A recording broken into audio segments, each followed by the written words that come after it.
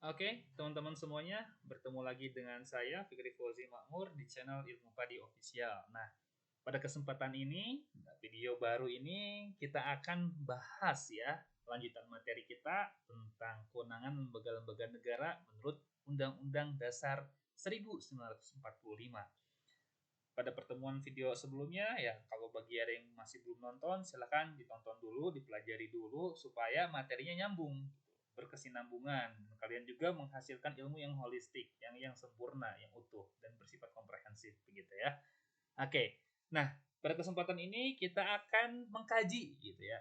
Siapa saja sih lembaga-lembaga negara atau suprastruktur politik di Indonesia berdasarkan Undang-Undang Dasar 1945 itu begitu ya. Ini gambarnya itu mungkin karena memang kita berkaitan dengan lembaga-lembaga negara, ini gedung-gedungnya juga dengan berkaitan dengan gedung-gedung negara gitu ya. Oke, nah pertama kita lihat di sini ada presiden. Oke, presiden itu termasuk ke dalam kekuasaan eksekutif. Oke, termasuk ke kekuasaan eksekutif. Oke, kemudian ada DPR RI ya, sama ya mereka juga bukan sama, sorry. DPR RI itu maksudnya ke dalam masuk terhadap kepada lembaga legislatif.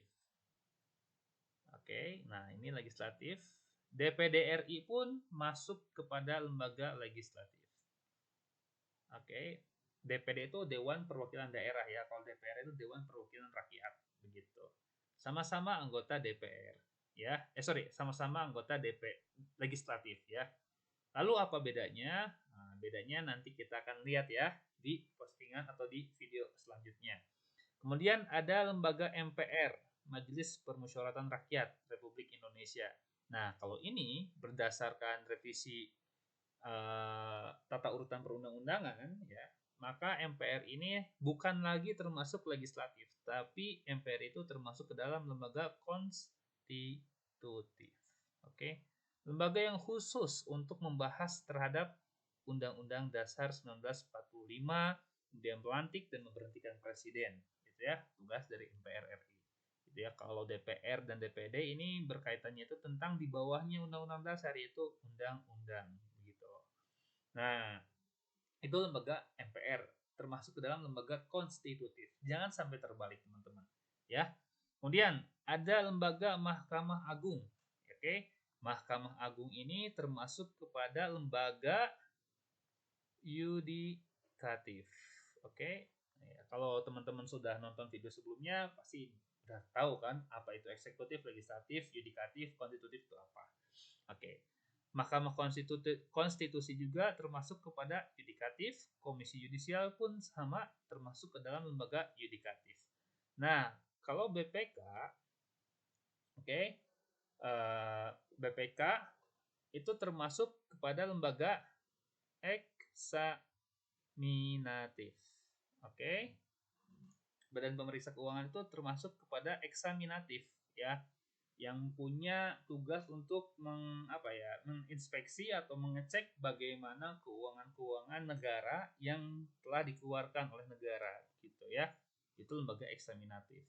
Dan terakhir adalah Bank Sentral ya, yang lembaganya itu adalah lembaga moneter namanya. Oke, yang dipegang Bank Sentral ini dipegang oleh di Indonesia itu oleh Bank Indonesia. Oke. Nah, kita mulai saja di sini. Presiden Republik Indonesia. Presiden Republik Indonesia itu diatur ketentuannya itu mengenai presiden itu terdapat pada bab 3 ya. Pada bab 3 Undang-Undang Dasar 1945 tentang kekuasaan pemerintahan negara ya. Nah, di dalam pasal-pasal tersebut dari pasal 4 sampai pasal 16 ya, dari pasal 4 sampai pasal 16 semuanya itu membahas tentang presiden. Ya, dari siapa itu presiden, syarat menjadi presiden, kemudian apa saja yang berkaitan dengan presiden itu semuanya dibahas di dalam pasal 4 sampai dengan pasal 16. Oke, coba kita akan misalkan kita akan sebutkan di pasal 4 misalkan. Pasal 4 Undang-Undang Dasar 1945 ayat 1 disebutkan bahwa Presiden Republik Indonesia memegang kekuasaan pemerintahan menurut Undang-Undang Dasar 1945. Nah, berarti betul kan bahwa presiden itu pemegang kekuasaan, ya kan? Pemegang kekuasaan pemerintahan. Nah, kemudian ada juga ketentuannya di pasal 4 ayat 2 juga disebutkan bahwa dalam melakukan kewajibannya, presiden kemudian dibantu oleh seorang wakil presiden. Nah, jadi kalau teman-teman bertanya, kenapa sih presiden harus ada wakilnya? Karena di dalam Undang-Undang Dasar, nah di dalam bab 3 ini sudah ada ketentuannya ya tentang ini, ya. Tentang ini sudah ada ketentuannya, tepatnya di pasal ini sudah ada ketentuannya bahwa presiden itu oke, dibantu oleh wapres begitu.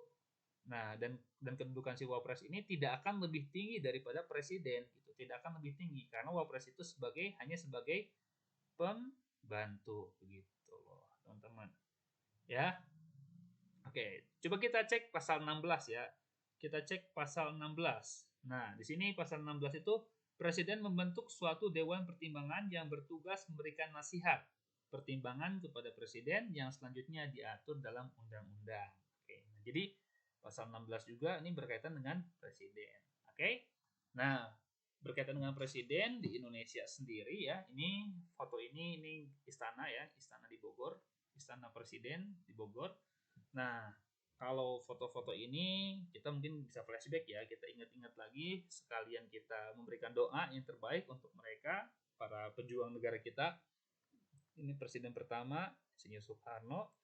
Ini presiden kedua kita, Bapak Soeharto ya, Bapak Pembangunan Indonesia. Nah ini, kemudian presiden yang ketiga, Bapak Profesor Baharudin Yusuf Habibie ya, yang kemudian dikenal oleh kita semuanya. Dia punya kisah cinta yang romantis, kemudian juga punya pemikiran yang luar biasa ya terkait dengan teknologi.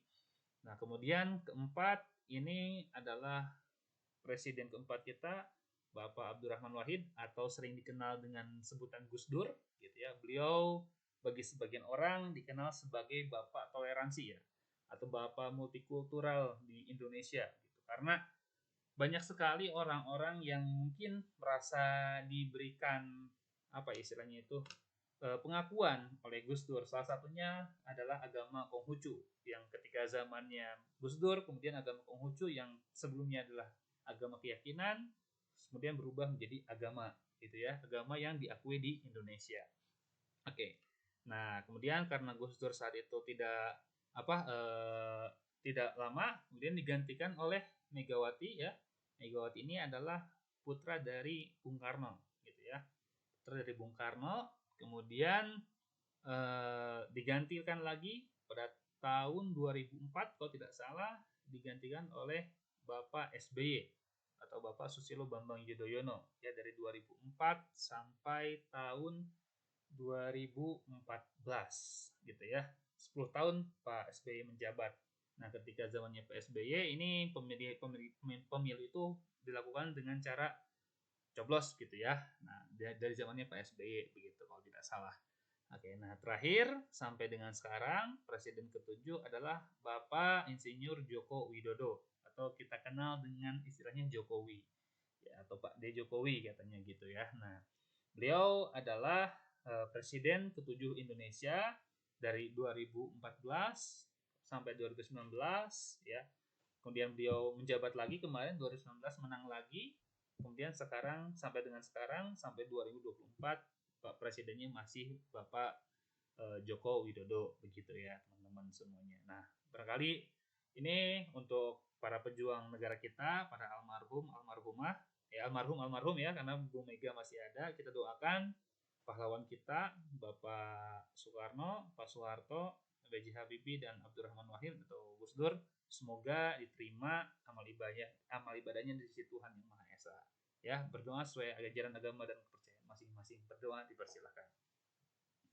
Oke, cukup. Thank you, terima kasih ya. Oke, gak apa-apa ya, karena sekalian membahas hal ini kita juga harus tetap ingat ya terhadap perjuangan bangsa kita, apalagi ketika proses mendapatkan kemerdekaan negara Republik Indonesia ya, dari tangan penjajah. Semuanya itu diperjuangkan oleh pahlawan kita ya. Oleh karena itu, sudah sepatutnya kita harus mengenal bagaimana negara kita, ya. Supaya apa? Supaya negara kita nggak hancur seperti negara-negara yang telah hancur gitu ya. Oke, kita lanjut lagi teman-teman. Ini berkaitan dengan presiden. Oke, jadi silahkan kalian cek kalau berkaitan dengan presiden ya, pasal 4 sampai dengan pasal 16 di dalam Undang-Undang Dasar 1945. Semuanya itu berkaitan dengan presiden. Oke, nah selanjutnya adalah tentang Majelis Permusyawaratan Rakyat Republik Indonesia. Oke. Nah, MPR ini kalian kalau pengen tahu secara detail silahkan kalian kunjungi websitenya di mpr.go.id. Nah, ini websitenya ini. Ya, oke. Kalian silahkan cek webnya ya. Banyak sekali tentang MPR, keanggotaan, pengkajian, sosialisasi, publikasi, semuanya ada di sini ya. Kalian tinggal cek karena sekarang udah zaman digital, oke. Nah, kalian tinggal cek aja gitu ya. Barangkali malas untuk buka buku, tinggal buka ke sana aja, nanti banyak sekali produk-produknya berupa PDF atau artikel yang telah diterbitkan di MPR. Kemudian kalian juga bakal tahu ya apa saja yang telah dilakukan oleh MPR di Instagramnya, biasanya update gitu ya. Nanti biasanya suka update di sini gitu ya. Zaman sekarang pasti setiap lembaga-lembaga negara pasti ngikutin perkembangan zaman. Salah satunya di Instagram ini ya. Oke, bagi yang belum follow mungkin pengen follow ya silahkan gitu ya. Kalau enggak juga ya tergantung lah, tergantung kalian aja gitu ya. Nah, di sini MPR itu ketentuannya itu dibahas ya pada bab 2 ya. Bab 2 itu tentang khusus pembahasan tentang Majelis Permusyawaratan Perwakilan. Ya, gitu. Atau dalam di Indonesia itu namanya Majelis Permusyawaratan Rakyat ya. Di dalam kalau di dalam Undang-Undang Dasar namanya Majelis Permusyawaratan Perwakilan ya. Oke. Nah, di sini disebutkan di dalam pasal 2 dan pasal 3. Ini pembahasan khusus terkait dengan MPR RI. Oke. Nah, kita lanjut lagi. Nah, di sini kita akan masuk ke lembaga DPR RI, Dewan Perwakilan Rakyat Republik Indonesia. Oke, kalau kita berbicara DPR RI berarti kita berbicara pemerintah pusat, teman-teman. Oke, dan skalanya itu bersifat nasional. Oke, jadi tidak membahas satu wilayah saja. Dia tidak membahas satu wilayah saja, tapi bersifat nasional gitu ya. Dan ini kedudukannya ada di ibu kota negara. Ya, websitenya bisa dicek dpr.go.id. Banyak sekali, ini ada JDIH, daftar anggota dan sebagainya macamnya, agenda juga, agenda sidang ya, sebagaimana mungkin yang kemarin rame tentang Undang-Undang Cipta Kerja. Nah, karena agendanya itu begini-begini, nah, taunya dari mana? Dari sini, teman-teman, dari agenda ini. Jadi, teman-teman supaya kalau kalian pengen tahu tentang apa saja sih DPR itu, nah, silakan aja dibuka websitenya ini, dipelajari, pasti ada semuanya di sana gitu. Kalaupun memang masih bingung tentang DPR, boleh kalian langsung kirim pesan sini ya di DM atau mungkin lewat Twitternya atau lewat Facebooknya di sini ya, karena sekali lagi pemerintah itu sudah membuka gerbang ya untuk masyarakatnya. Jika ada masukan atau keinginan dan harapan, pemerintah sudah membuka hal tersebut begitu. Nah, kita flashback ke materi kita bahwa DPR RI ya, DPR RI itu dibahas pada bab 7 Undang-Undang Dasar 1945. Nah, ini tentang Dewan Perwakilan Rakyat. Tentang Dewan Perwakilan Rakyat. Tepatnya pada pasal 19 dan 22B begitu. Karena pasal 22 itu nanti banyak sekali yang membahas pasal 22 di Undang-Undang Dasar. Oke. Pasal 19 itu ya, tadi pasal 19 itu berkaitan dengan Dewan Perwakilan Rakyat. Begitu. Oke, coba kita akan cek di dalam pasal 19 itu kayak gimana isinya. Oke, misalkan saya akan sebutkan pasal 19 itu ayat 1. Pasal 19 ayat 1, ya, disebutkan bahwa anggota Dewan Perwakilan Rakyat dipilih. Nah, di sini dipilih melalui pemilu. Gitu, teman-teman. Nah, tadi sudah dibahas kan, atau di video sebelumnya sudah dibahas pemilu itu seperti apa dan bagaimana mekanismenya harus masuk ke apa gitu ya. Sudah dibahas di video sebelumnya.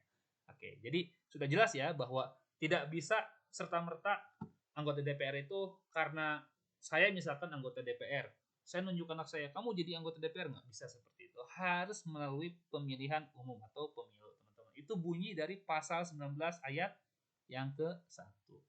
Oke.